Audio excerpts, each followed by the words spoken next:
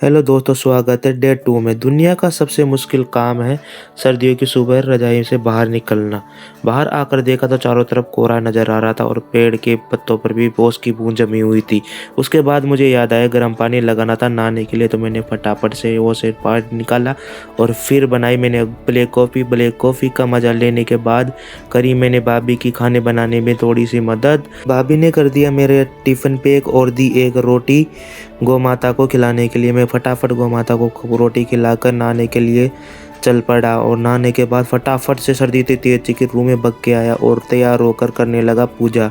और फिर कानू बोलने लगी कि शाम को आते टाइम मेरे लिए ये वाला खिलौना लेकर आना, तो हाँ बोलकर निकल पड़ा। इसके बाद मैंने मालिक गाड़ी की स्टार्ट होने का नाम नहीं ले रही थी, जैसे तैसे गाड़ी को स्टार्ट करके निकला घर से। उसके बाद चारों तरफ देखा तो रास्ते में भी कोहरा कोहरा नजर आ रहा था। फिर चलते चलते अचानक से आ गई मेरी गाड़ी के सामने एक गायों का झुंड और वजह फिर भाई साहब मैं तो बहुत तेज घबरा गया था। जैसे तैसे यूनिवर्सिटी पहुंचा। यूनिवर्सिटी पहुंचने के बाद फिर मैं चला अपने केबिन की तरफ और तभी मेरे पास राहुल आ गया और भाग कर बोला कि क्या हाल है व्लॉगर।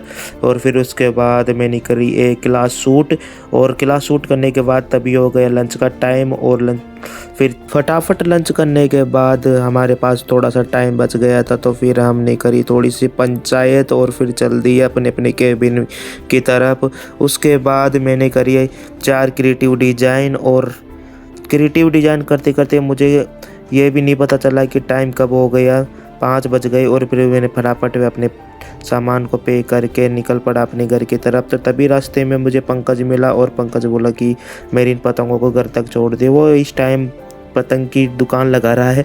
उसका छोड़ने के बाद घर पे आके देखा तो मोमोज पार्टी चल रही थी। फिर मैंने भी फटाफट से एक मोमोज खाया और अपने दोस्तों के पास चला गया। वहाँ पे दुनिया जहाँ और समाज की बात करके अपने अपने घर पे चल दिए। बाकी आज के लिए दोस्तों इतना ही, मिलते ही कल।